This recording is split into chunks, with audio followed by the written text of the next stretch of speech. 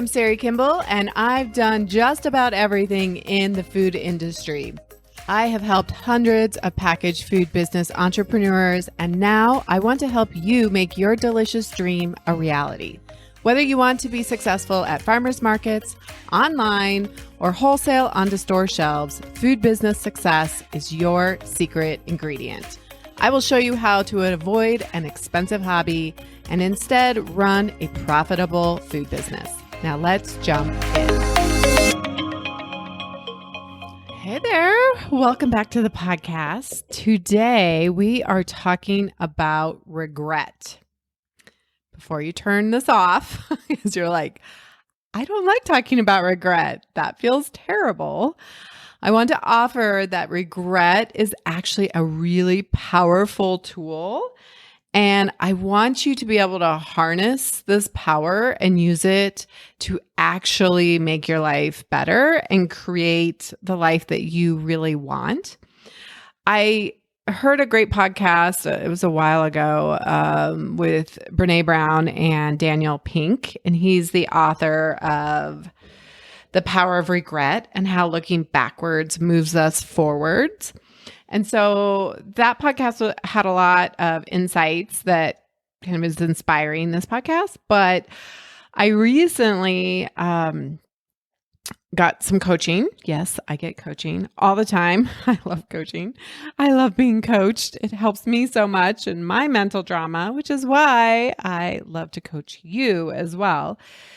But I was getting coached on some decisions that I was needing to make this summer and this fall. So, and ultimately what we ended up doing was really powerful, the way looking at regret as a tool to help me make some decisions. So it was a really powerful tool in that way.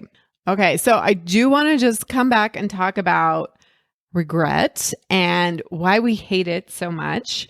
There is nothing that is going to snap you out of a great mood faster than conjuring up something that you regret, right? It is like an instant trigger that we could be having the most amazing day, and then somebody brings up something that we regret and it just plummets us, right? Like, it can be a really powerful negative emotion, and people don't like to go there. And I totally understand why. I have certainly swam in the pools of regret myself, but we all do. We all have regrets. Everybody does. And what was super fascinating is Daniel Pink did this study that was like hundreds of thousands of people, many thousands of people, maybe not that many. It was like in the tens of thousands, took this survey, and everybody has regrets. So let's just start there, that we all have regrets. And this is a very human thing. And, you know, regrets can range widely. They could be over tiny little things. Oftentimes we have regret about kindness that went unsaid, which I thought was very interesting, that was actually a really big one, like that you failed to help somebody or offer a kind word or offer a kind deed in the moment, and that you wish you could have, you know, taken that back and done it differently.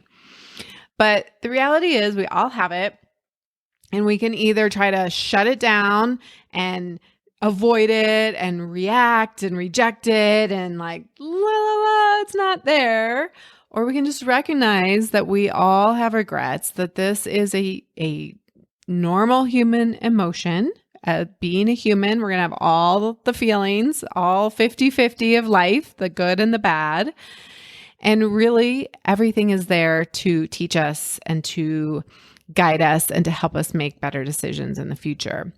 But I do think it's really interesting that research shows that people regret the things that they did not do much more than the things that they did do. Even if those things turned out badly, they still regretted that less than the things they did not do.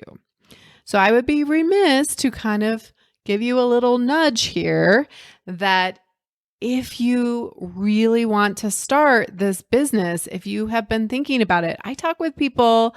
I had a call with somebody this week that he's been following me for 2 years, like listening to podcasts, all the YouTube things, and like hasn't started it yet or is thinking about starting it with me. But still, it's like, I talk with other people who have said, I've been thinking about doing this for 10 years, for longer than that sometimes. Like regret, this is where you want to use regret for you, is like, do you want to look back on your deathbed and think, I wish I would have done that. I wish I would have at least given it a shot. The main thing, the thing we most regret is the failure to live up to our potential, to our ideal selves. And if you've been thinking about starting a business, I promise you, if you do not do this, you will most likely look back on it with some amount of regret. Like, I wish I would have, I should have gave it a shot. I should have tried it. So it is the failure of boldness, Daniel calls it in his book, where we have failed to be bold, right? Take a big action, take a risk. And ultimately, we end up living smaller lives because of it. But we're not going to beat ourselves up about it. It happens. There are definitely, I have regrets of failures of boldness in my life, 100%. But I was actually using that to help make some decisions that I needed to make. So I want to just share with you what that looked like and how you might be able to turn regret around. The main thing, though, is when regret comes up, because it is such a negative emotion. I like to help my clients process emotion. It's a really powerful when it comes up, when my clients come that day on their call and they're really having a tough time, especially usually we're processing negative emotion, not positive, but they're having a really tough time. And so we just pause and we actually check in and we notice the emotion. So instead of just spinning around in our head with regret, we want to actually just pause for a second and say, what does it feel like? And the more we can lean into it and recognize that what is an emotion? It is a vibration in our body.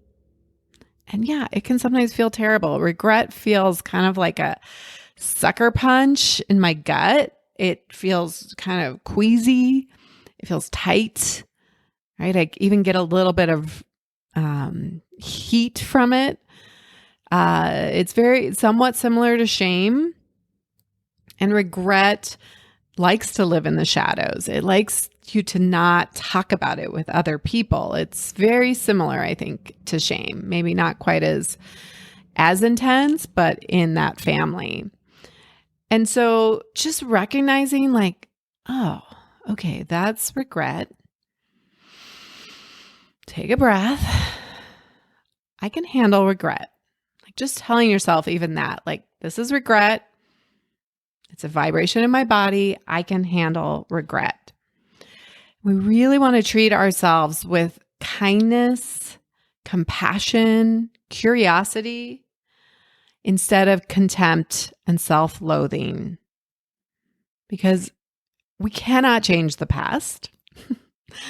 I wish we could, but 100%, you cannot go back and change that you did not go on that study abroad, or you did not introduce yourself to that person that you thought was really cute in that train station, or that you should have bought Bitcoin. I actually had a conversation with my ex-husband in like 2006 about buying Bitcoin, and we did not.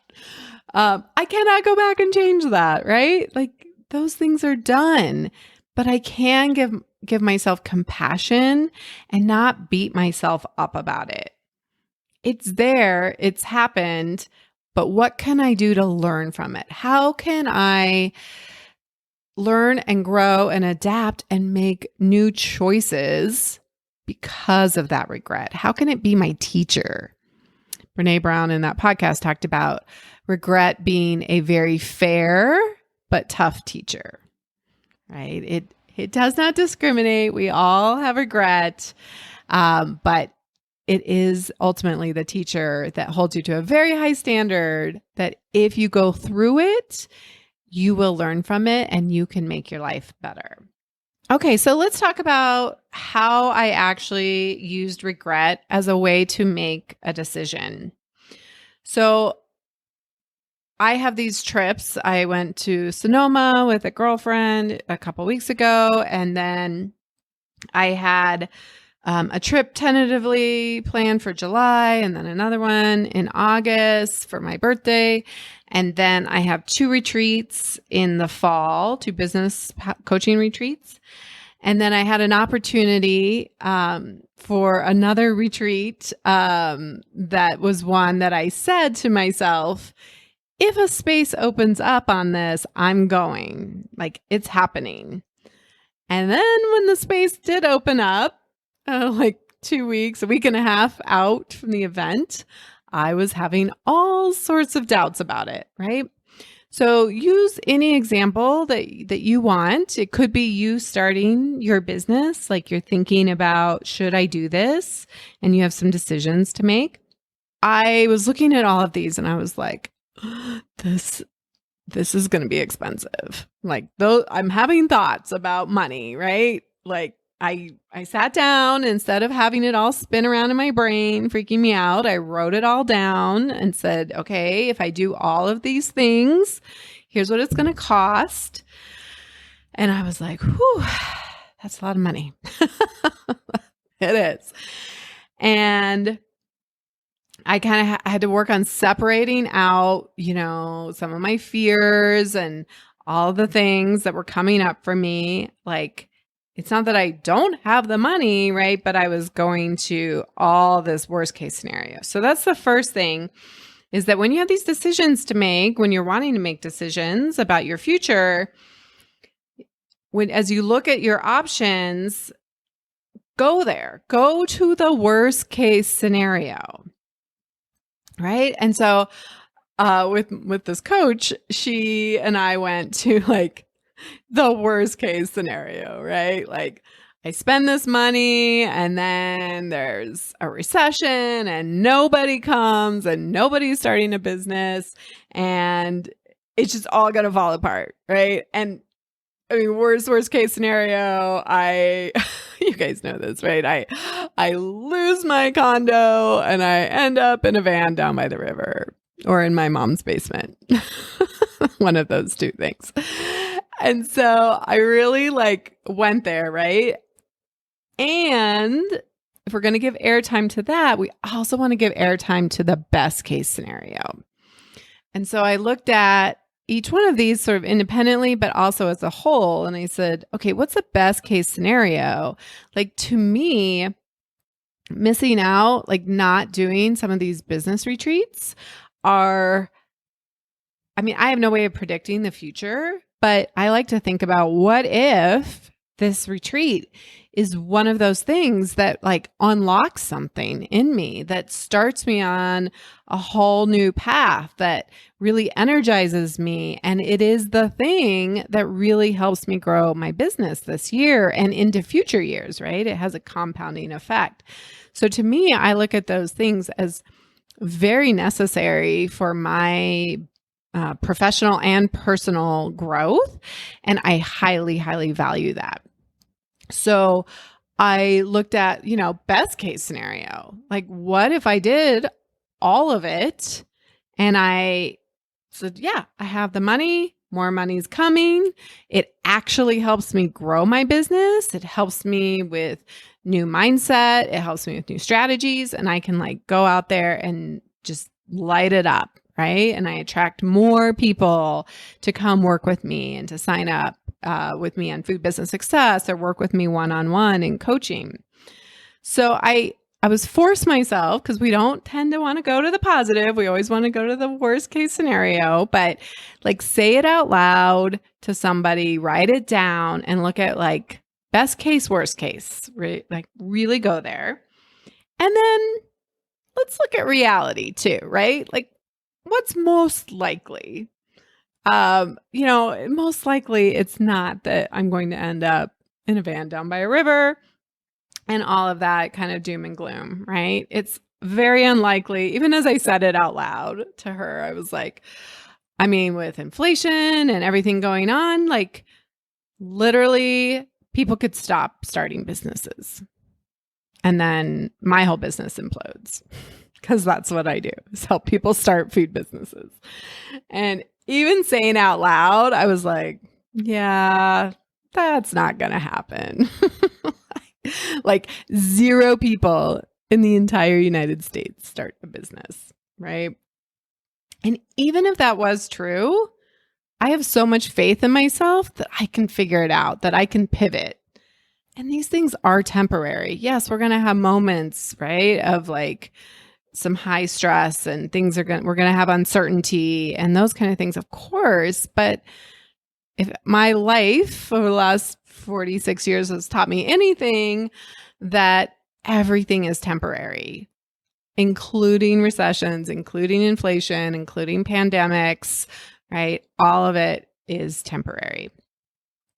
So as we kind of went worst case, best case scenario, and then I renewed my commitment to myself that no matter what decision I made, I would have my own back, no matter what. So again, going back to the very beginning where I said research shows that people regret the things that they didn't do more than they regret the things that they did do, even if they turned out badly. But even if it does turn out badly, I am committing right here and right now that I will not beat myself up. And really, that is the power of regret in a negative way, is because we are so worried about regretting something because we are going to constantly beat ourselves up. Like, do you have that one thing that daily or weekly or monthly kind of sits in the back of your mind? Like, God, if I had just done that thing, if I just bought that Bitcoin. Actually, that one does come up somewhat frequently for me. And it's because like the thing that's going to happen is that I'm going to make myself feel terrible, right? And so we're so worried about regret. And if we just make a commitment to ourselves that whatever decision I make, even if I do feel some regret, I'm not going to beat myself up about it. I'm going to have compassion. I'm going to have curiosity and kindness to myself. So then from there, we were able to say, okay, looking at future Sari, right? So you think you're like, maybe I should start this business. Maybe I should join Sari and get help from her. If you go forward, project yourself into 6 months from now or a year from now, and you think about, okay, future self, future you, are you going to regret taking this chance, doing an act of boldness, right? Doing something that is a little risky, that, yeah, you're putting some money behind it. You are making investment of your time, and you're going to do something that's a little bold, which is the point of life. That is where we feel the most alive, right? Now, I looked at, am I making, do I have the money, right? I have to say, like, okay, and if I don't have the money, am I going to borrow the money somehow? Like, I need to look at all my options. Like, let's be realistic about it. I'm not in any way advocating that you just run off cliffs and you're like, yeah, it'll be fine. No, be realistic. Like, look at the options, look at the money, look at the time, be realistic. But if I want to be the person who starts a packaged food business 6 months from now, it won't take 6 years. Some of you might take 6 years because you have been putting it off for so long. But 6 months from now, you absolutely can have a packaged food business. You can be launched and selling your business, your product, right? So 6 months from now, if you fast forward to you then, and you turn around kind of visually and you say, did I regret that? Right? I look back and say, would I 6 months from now regret doing that? And it was a hard no. Like, I have never once regretted going on a retreat. And I've been on some nice retreats. I have always appreciated and got so much more than my money that I actually spent in coaching and in retreats. The value I get back is like 10 times the amount that I spend. So I have never, ever regretted doing a retreat. So I looked at the one that had come up and I was like, yeah, I'm doing it. Like I said I would. I have the money. I'm going to go all in on this and I'm going to have my own back. And then I looked at some of the other trips and I decided not to do the one in July that was with a friend, but I did decide it was important to do this meditation retreat in August around my birthday with my mom. So I just said, no, future Sari would not regret these things. And so I just made the decision because I do not want to look back on my life with regret. A friend coach of mine did an exercise with me at a retreat where we were kind of talking about something similar along these lines. And he said, how old are you? How old do you think you want to live to, like quality of life years? And I think I told him, I can't remember exactly now, but I have a number. So let's just say it's like 85. That was like quality life, 85. Subtract your age and then multiply that by 365. So every day I have a countdown reminder on my phone that says, today was 13,669 days left. Like, you want to give yourself some perspective on your life and how long you have on this precious earth. Like, we're just spinning around in space and things are happening, right? Like, we're on this tiny planet in this giant galaxy, and things are just happening in our world. But if you give yourself a little perspective on how much time you really have left, like he showed me that number and I was like, what? That's not that long. And now every day I see it tick down. And it's not a morbid thing. It gives me appreciation. It says, whoa, today matters. I'm going to make this one count. I'm going to take bold action. I'm going to make decisions. I am going to make requests and offers and do hard things and be productive.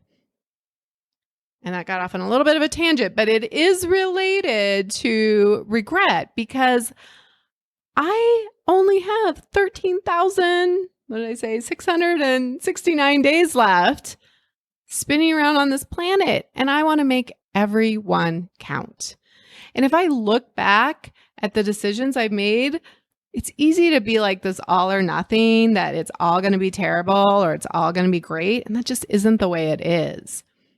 Like, we can redecide. We can I can go to this retreat and then I can always reevaluate, right? There's not much that's actually set in stone.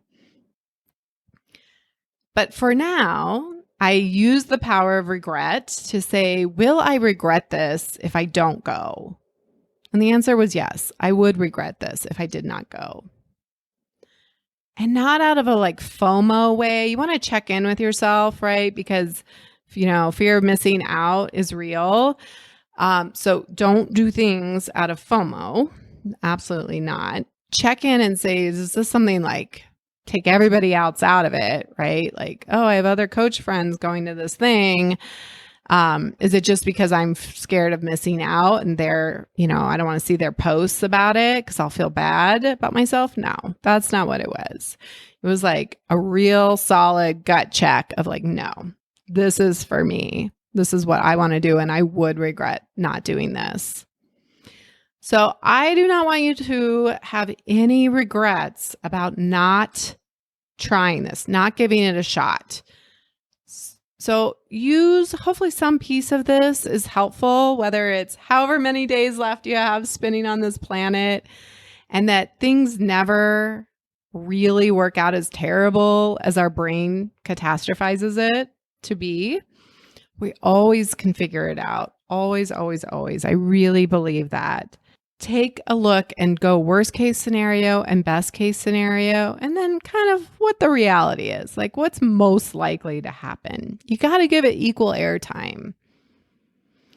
And then think about the regrets you have in the past and learn from them. They are your biggest teacher.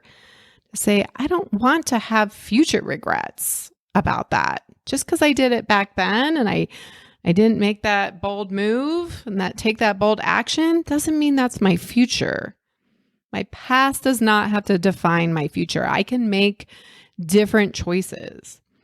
And ultimately, Dan says that regret improves decisions. It also raises performance.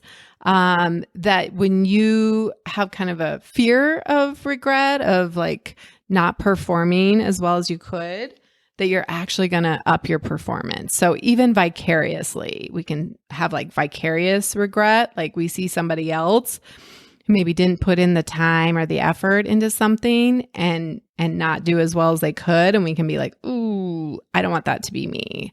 So I'm going to put that effort and time in to that same thing or something similar. And then the other thing regret does is it can really help deepen the meaning and the value in our life. It can help us clarify purpose. I like to say, we get a lot of clarity through contrast. We sift and we sort through contrast to say, what do I want and what do I not want? Getting the thing you didn't want really helps give you a lot of clarity on what you do want. So when you have regret about the past, you can say, okay, why did I have regret? Well, there's no problem here. Like it happens. Everybody has regret, but I don't want to repeat that. I don't want to bring that into my future. So you have an opportunity, friends, to not regret this piece of your life. I really would love to support you and help you on your journey to make it faster, to make it feel more supportive, to give you the tools and all the insider information to help you skip the line in so many ways and at least give yourself a shot. I promise you, you will not regret giving yourself a shot, even if it does not turn out the way you hoped. You will not regret that as much as if you never tried at all. All right, until next time, have an amazing week. Are you ready to start that delicious idea that you make in your home kitchen or grow your existing packaged food business and take it to the next level? The most successful food business entrepreneurs have support, guidance, focus, and accountability to help them make it happen quickly without wasting time or money. Plus, I think starting your packaged food business should actually be fun. Food business success is your secret ingredient to creating your food business dream. Please don't go this alone. Check out the private free Food Business Success Facebook group to connect with other foodpreneurs, get your questions answered quickly, share your wins, and receive special training and tools I only share inside the private community. Just search for Food Business Success on Facebook or get the link in the show notes. Curious about how Food Business Success can help you? Head over to foodbizsuccess.com and fill out the application to see if you're a great fit for the program. Together, let's make your food business dream a reality.